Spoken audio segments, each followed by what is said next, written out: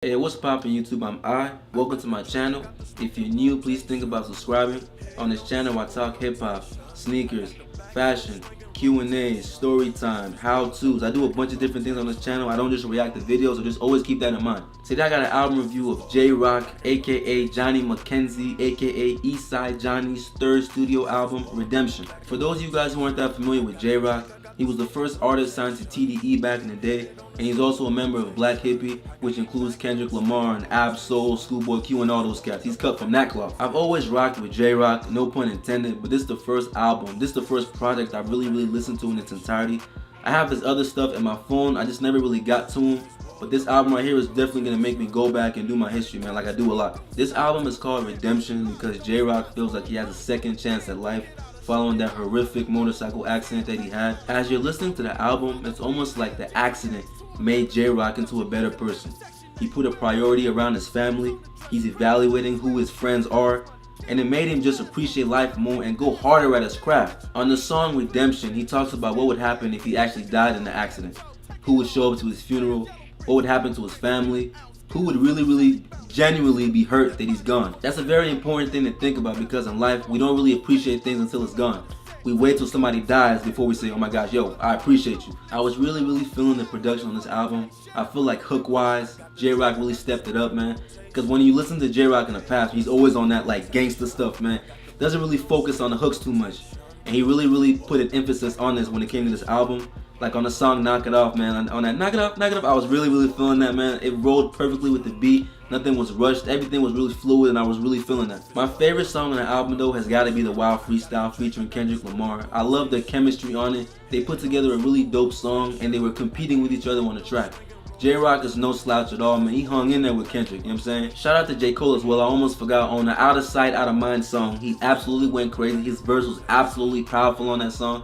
I cannot forget that. I'm gonna give this album a 9.5. I was really feeling this album. I feel like the production, I love his fire, you know what I'm saying? The hooks, everything was great, man. Like he really came with it. This was a well put together project. The only song that I just was not rocking with, I just really hated, was the King's Dead song featuring Kendrick Lamar and Future. If you guys remember, this song was actually on the Black Panther movie. Future is probably the #1 mumble rapper I cannot stand the most, man.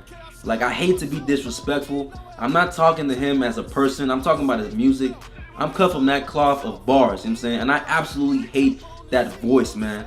Like, he has ruined a lot of songs for me, man. Like, when it goes back to the ASAP Ferg song, I'm on a new level. I love that song. It's an amazing song to work out to. And then his verse comes on and he absolutely ruins the song for me, man. I click it off every time his verse comes on. On the song, he's like, I'm like, yo, what are you doing, man? Like, it's like people really, like this guy really makes millions of dollars, man, to just do that. And it's not even his voice. It's like a machine and it's crazy, man. And I kind of have my eyebrows raised with J-Rock a little bit because he's happy with the success of King's Dead. It did really well radio-wise. Like, it was a hit. I think it was on Billboard. And he's happy with the success like anyone would. But it's almost like I'm looking at him like, yo, are you gonna start to sell out? Are you gonna start working with artists with zero talent just to try to hit that mainstream, you know, mark again? Like, what are you really gonna do with it? You know what I'm saying? I don't mind J-Rock rocking with the mumble cats. I just don't want him to compromise his bars just to be on a track with them and just for that mainstream success, man. Like Kendrick Lamar, he's a perfect example of somebody who always keeps his bars in check, even though he may work with somebody that, you know, is not really, you know, considered a rapper. It's called one, but don't do that. So yeah, that King's Dead song is like the only song that I just wasn't feeling at all. It's just really baffling to me, man. It's just really shocking to me that in this era, you can really get on a track and say nothing.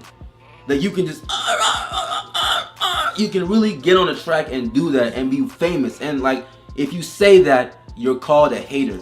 You're called not lit. And it's crazy to me, man. It is absolutely crazy to me. Alright, y'all, that's it for the video. Thank you so much for watching. I kind of went on a little rant there. I'm just really passionate about hip-hop. I really love this craft. I love this sport so much.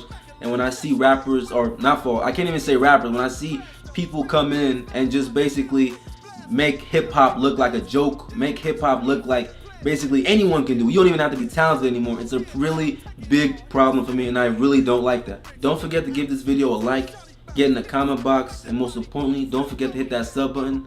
Follow me on Instagram at I'mHurricaneIsaac95, man. I'm out. Peace.